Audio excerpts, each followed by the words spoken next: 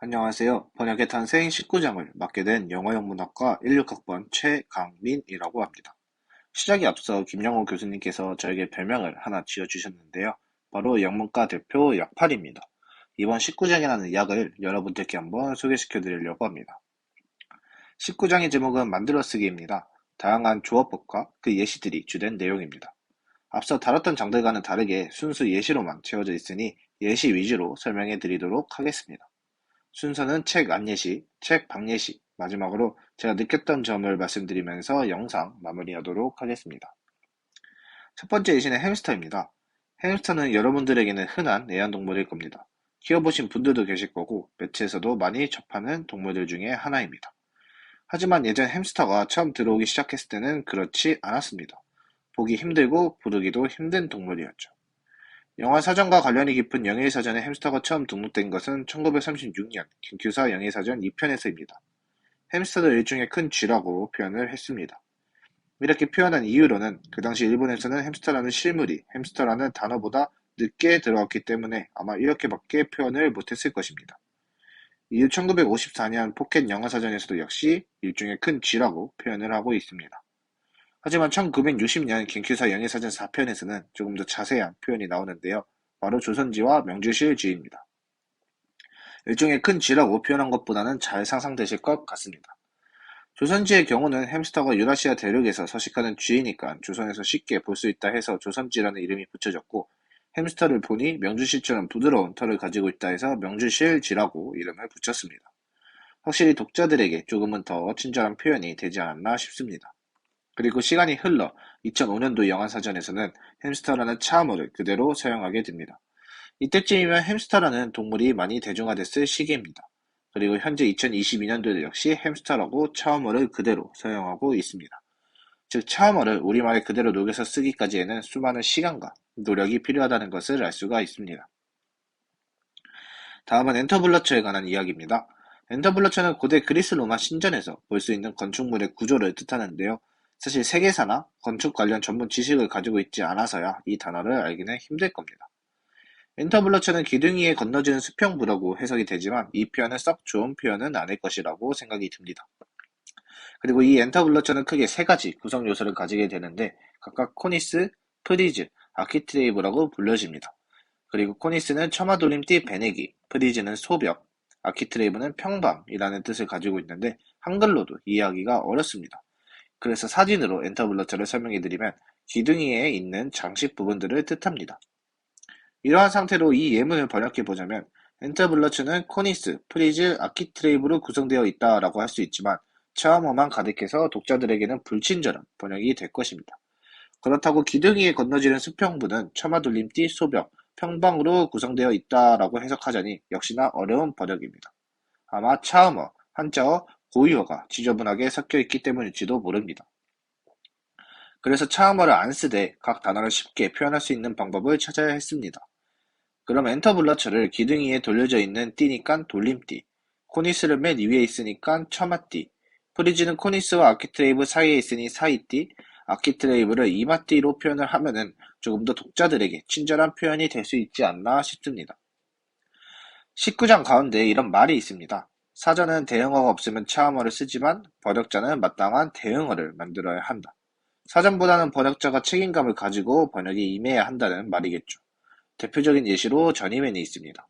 지금은 차음어로도 많이 쓰고 있지만 본뜻은 수습기간을 마치고 재구시를 하는 장인을 뜻합니다. apprentice, 수습생과 master, 장인의 사이 정도 되는 사람을 뜻하죠. 그럼 장인보다는 아니지만 어느 정도 일을 하는 기술자이니 중간 기술자라고 표현을 하면 말도 짧아지고 더 좋은 표현이 되지 않을까요? 다음 예시는 저희가 일상생활에서 자주 범하는 오류입니다. 부수아르라는 돌이 있습니다. 아치 모양의 들을 뜻하는데 주로 홍해선이라고 표현을 하지만 무지개돌이라고 표현을 하면 한글도 살리고 더 좋은 표현이 되겠죠. 하지만 어떤 사전에서는 홍해돌이라고 표현을 하고 있습니다. 한자어와 한글을 섞어서 표현을 하고 있죠. 이는 대리석을 대리돌이라고 번역하는 것과 같은 이치입니다. 지양해야 될 표현이죠. 그 외로 책 내에서 사용하는 표현들이 있는데요. 1장의 제목이기도 한 드림일까 길들일까입니다. 1장에서 배웠다시피 저자가 마음에 들어하는 부분이기도 하고 저희도 이해가 잘 되는 부분입니다. 또 저희가 자주 사용하는 표현이 소스 랭귀지와 타겟 랭귀지가 있습니다. 원래는 원천어, 표적어라고 번역을 하지만 출발어와 도착어라고 번역을 하니 헷갈리지도 않고 의미가 더 잘 드러나는 느낌입니다. 마지막 체간 예시입니다. 호모그래프와 그 가족들인데요. 호모그래프의 경우 동형 이의어란 뜻을 가지고 있습니다. 형태는 같지만 뜻은 다른 단어들을 뜻하죠. 그리고 그 밑에는 호모님, 히트로님, 호모폰이 있습니다. 각각 동음 이의어, 동철 이음 이의어, 동음 이의어라고 표현이 되고 있습니다. 이들의 공통점은 이의어라는 표현이 중복된다는 건데요. 하지만 차이점은 크게 나타나지 않습니다. 그래서 예시를 들어보면 호모그래프는 형태만 같으면 되고 소리는 상관이 없습니다. 물론 뜻은 달라야겠죠. 그래서 right나 mean 같은 단어들이 예시가 될 수 있겠습니다. 옳은, 오른쪽, 비열한, 의미하다란 뜻을 가진 단어들이니까요. 호모님은 모양 소리는 같은데 뜻은 다른 경우를 뜻합니다. 배어가 대표적인 예시죠. 명사로는 곰, 동사로는 기르다란 뜻을 가지고 있습니다. 이 예시들로는 호모그래프와 호모님의 차이점이 애매한 것 같습니다. 즉 차이점을 못 느끼는 것이죠. 다음 예시입니다. 히트로님 같은 경우에는 형태는 같지만 소리와 뜻이 다른 단어들입니다. 눈물의 티어와 찢다의 테어가 그 예시입니다. 마지막으로 호모폰의 경우 형태 뜻은 다르고 오직 소리만 같은 경우를 뜻합니다. 오른쪽을 뜻하는 right와 쓰다를 뜻하는 right가 될 수 있겠습니다. 이렇게 이의어라는 표현이 너무 반복적으로 사용되지만 차이점이 두드러지지 않는 표현들은 독자에게 있어 복잡함만 주니 각각 동형어, 동형 동음어, 동형 이음어, 동음어라고 표현을 하면 어떨까요? 이의어라는 의미는 이미 동형에 내포가 되어 있으니 한결 더 편한 번역이 되지 않을까요? 네, 이제 책방 예시입니다. 이미 알고 계신 분들도 있겠지만 영어 사전에 등록된 가장 긴 영어 단어입니다. 의학 용어인데요. 총 7개의 단어로 이루어진 단어들입니다. 그리고 각각 허파, 극심한, 미세한, 규소, 화산, 티끌, 병이라는 뜻을 가지고 있고 한 문장으로 표현을 하자면 화산재에 들어있는 매우 미세한 규소 성분에 의한 폐병이라는 뜻입니다. 생각을 해보면 이 단어는 의학 용어인데 이렇게 긴 단어를 차음어로 쓰기도 그렇고 그렇다고 화산재에 들어있는 매우 미세한 규소 성분에 의한 폐병이라고 일일이 말하기도 힘들지 않을까요? 그래서 진폐증이라는 단어로 우리는 표현을 하고 있습니다. 훨씬 간결하고 말하기가 편해졌습니다. 이러한 단어의 예시가 이 19장에서 말하고자 하는 대표적인 예시라고 할 수 있겠습니다. 다음은 많이들 보셨을 영화 표지입니다. 국내에서는 박물관이 살아있다라는 이름으로 개봉된 영화인데요. 표지를 자세히 보시면 원래 제목은 Night at the Museum인 걸 보실 수 있으실 겁니다. 번역하자면 박물관의 밤이나 박물관에서의 밤 이 정도로 해석을 할 수 있는데 어쩌다가 박물관이 살아있다가 됐을까요? 아마도 관객들의 궁금증 유발이나 조금 더 영화에 대한 지적적인 힌트가 될 수 있어서 이렇게 번역을 한 것은 아닐까요? 다음 영화입니다. 투마로우라는 영화인데요. 국내에서는 내일이라는 뜻을 가진 투머로우라고 개봉이 됐지만 원래 제목은 The Day After Tomorrow, 내일 다음날, 즉 모레를 뜻하고 있습니다.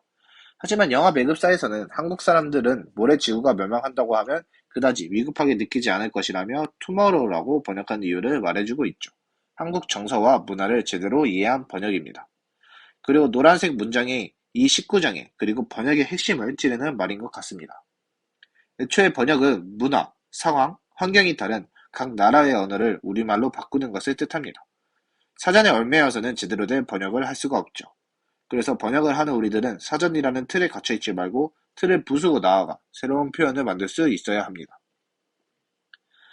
2017년 2학기 지금으로부터 5년 전쯤 김영우 교수님의 다른 번역 강의를 수강한 적이 있습니다. 그때나 지금이나 번역은 어렵고 저의 번역 실력은 늘지 않은 것 같습니다. 하지만 그때나 지금이나 똑같이 느끼는 것이 있다면 번역을 할수록 잡히는 것 같고 할수록 알아가는 것이 있다는 겁니다. 그리고 조금이나마 번역가가 된 것 같은 희열을 느낄 수도 있죠. 저희 모두 열심히 해서 한 문장, 한 단어라도 멋있게 번역을 할 수 있었으면 좋겠습니다. 지금까지 19장이라는 야급한 최강민이었습니다. 들어봐 주시고 봐주셔서 감사합니다.